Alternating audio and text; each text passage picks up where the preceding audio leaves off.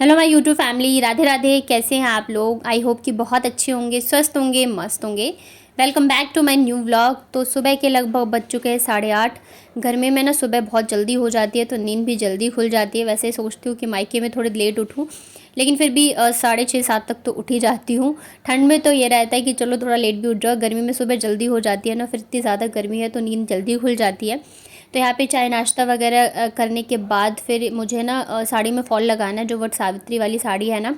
तो मैंने दिया नहीं था, मैं घर पे लगा लेती हूँ, फटाफट से लग जाते हैं तो क्या मतलब देना। ब्लाउज़ तो मैंने डाल दिया सिलने के लिए, अभी शायद 1-2 दिन में आएगा।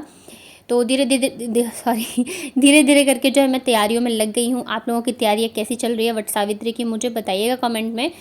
तो यहाँ पे साड़ी में फॉल लगाने से पहले प्रेस करना होता है। धो के तो मैंने पहले ही डाल दिया था, तो मैंने सोचा प्रेस करके रख देती हूँ, तो ऐसे ही मैं कर लूँगी।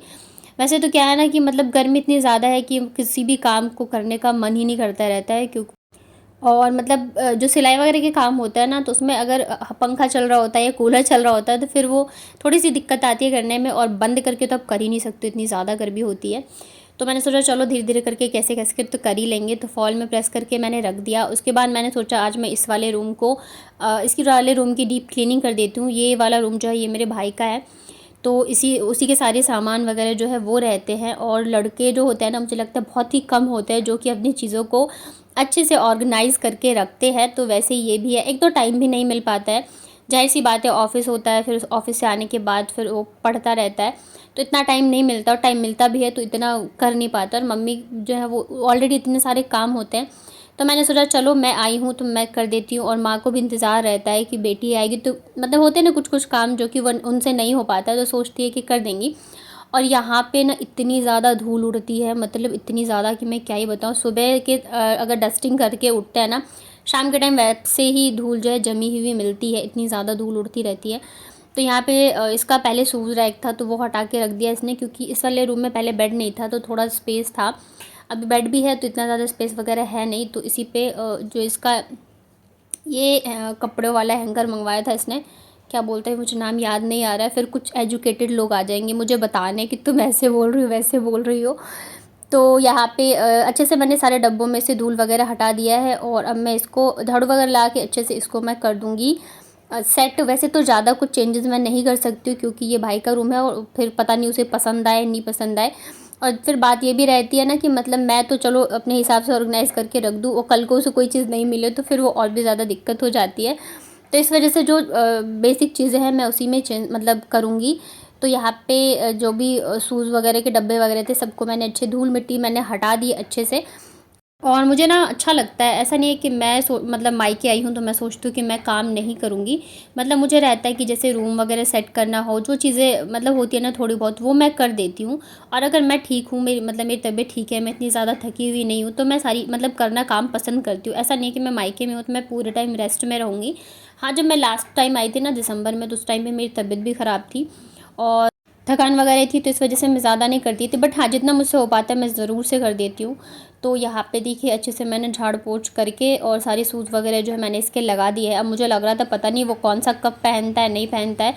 अभी तो मैं ऐसे सेट कर दे रही हूँ, फिर उसको कोई एक चीज़ चाहिए होती है ना तो फिर सारी वो निकाल के रख देगा। बट ठीक है, अभी मुझे करना था तो मैंने कर दिया। उसके बाद यहाँ पे उसके कपड़े वगैरह हैं, तो इसकी आदत है ना, ये जब जाता है तो डेली प्रेस करके जाता है। ऐसे नहीं कि एक बार करके रख लो और पूरे वीक में यूज़ करते हो, ये डेली सुबह सुबह करेगा फिर पहनता है। तो मैं वही कह रही थी, इतनी गर्मी में पता नहीं इसे गर्म भी नहीं लगता है। तो थोड़ा सा मैंने इस वाले अलमारी को भी जो है रख दिए कपड़े वगैरह फ़ोल्ड करके। जैसे मैंने बताया मैं ज़्यादा कुछ नहीं कर रही हूँ, क्योंकि फिर सुबह सुबह उसे कोई चीज़ नहीं मिलेगी ना, तो फिर गुस्सा होगा, और फिर सबका अपना रखने का तरीका अलग होता है। तो थोड़ा बहुत ही यहाँ पे मैंने कर दिया है। इतने देर में बच्चों ने ये देखो बिस्तर की क्या हालत कर दी है, उछल कूद मचा मचा के। तो बेड को भी मैं अच्छे से कर देती हूँ सेट। और कल वाला जो व्लॉग था ना, आप लोग बताइएगा किस किस ने देखा। कल वाले व्लॉग पे पता नहीं क्या ही दिक्कत आ रही थी, उसमें ना बार बार कमेंट जो है वो ऑफ़ हो रहा था। मैं उसको ऑन करी थी फिर भी ऑफ़ हुए जा रहा था। तो कल वाले व्लॉग में ना मैं बच्चों के नेल्स कट कर रही थी, तो वो वाली मैंने वीडियो डाली थी, और मैंने कहा कि दोनों बच्चे जब आपस में लड़ते हैं ना तो एक दूसरे के मतलब नेल्स मार देते हैं, तो इस वजह से मैं कट कर दे रही हूँ। तो इस पे एक बहुत ज़्यादा एजुकेटेड मैडम का कमेंट आया था कि मतलब तुम पढ़ी लिखी हो कि तुम ऐसी बातें कर रही हो कि एक दूसरे को मार दे मतलब नेल्स से निशान बना देते, इस वजह से कट कर रही हो।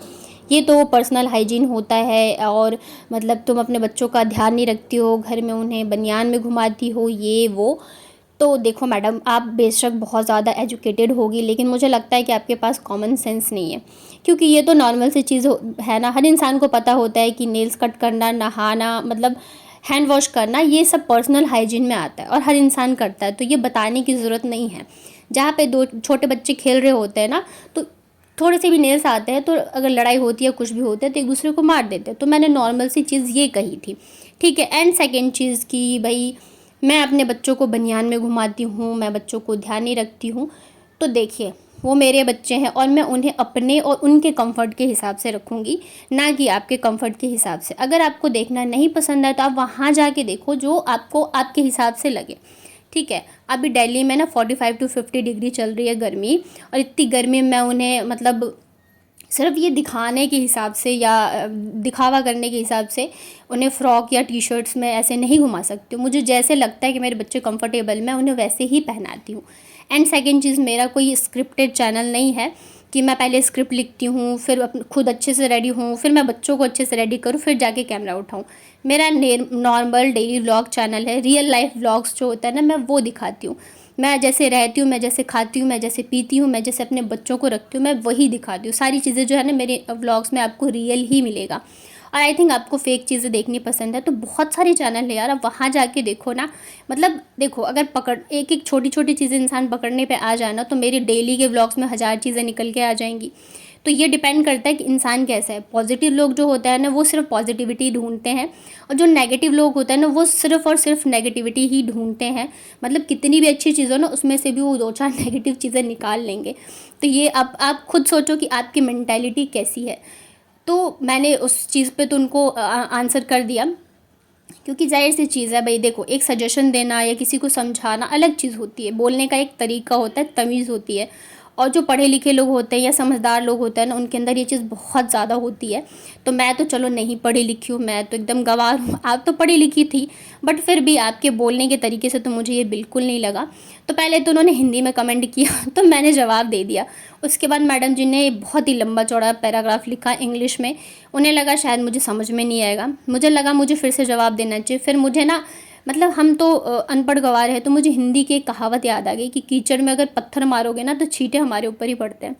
तो इस वजह से फिर मैंने कोई जवाब नहीं दिया। और ये चीज़ मैंने सीखी कि आगे बहुत सारे ऐसे नेगेटिव कमेंट आएंगे, नेगेटिव लोग मिलेंगे। अगर मैं इन लोगों से उलझती रहूँगी ना, तो जो मेरे अंदर की पॉजिटिविटी है वो ख़त्म हो जाएगी, जो एनर्जी है ना वो मेरी ही वेस्ट होनी है। इन लोगों का तो कुछ नहीं होता है, क्योंकि ये लोग होते ही इसीलिए है कि लोगों की, मतलब लोग जो अच्छा कर रहे हैं ना, उन्हें पोक करने के लिए। और देखो, अगर आप किसी को ना बिना मतलब के पोक करोगे, मतलब सुनाना अगर पसंद है ना, तो सुनना भी पसंद करो, ठीक है।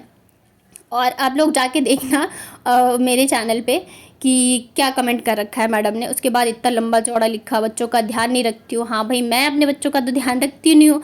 आप आके मेरे घर में मेरे बच्चों के देखभाल करती हो, घर के काम करती हो, तो चलो बहुत अच्छी बात है। और दूसरों को एडवाइस देने से अच्छा है कि आप अपने घर पे ध्यान दो, अपनी चीज़ों पे ध्यान दो। मुझे एडवाइस नहीं देना, क्योंकि आगे भी मेरे बच्चे आपको ऐसे ही दिखेंगे। मुझे जो सही लगेगा ना, मेरे लिए, मेरे बच्चों के लिए, मैं वो करूँगी, किसी के कहने पे नहीं करूँगी। और यहाँ तक ये भी बोला कि जो तुम्हें सपोर्ट कर रहे हैं ना, तुम्हें देखना पसंद करते हैं, वो भी तुम जैसे होंगे। अच्छे लोग तुम्हें नहीं सपोर्ट कर सकते, तो बिल्कुल भाई, मुझे जो सपोर्ट करते हैं, मुझे जो प्यार करते हैं, मुझे जो देखते हैं, वो भी मेरी तरह रियल हैं।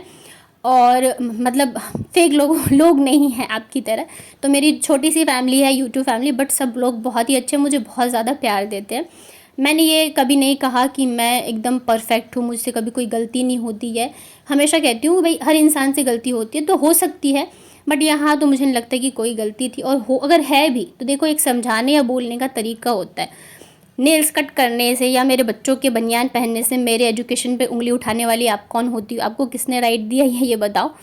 आप मेरी कोई भी नहीं लगती, तो प्लीज़, ठीक है। देखिए, यूट्यूब ने बहुत अच्छा ऑप्शन दे रखा है ब्लॉक करने का, तो मैं चाहती तो कर सकती थी, लेकिन फिर वही है ना, मुझे ये चीज़ समझ में आई कि ये ऐसे लोग तो बहुत ही मिलते रहेंगे।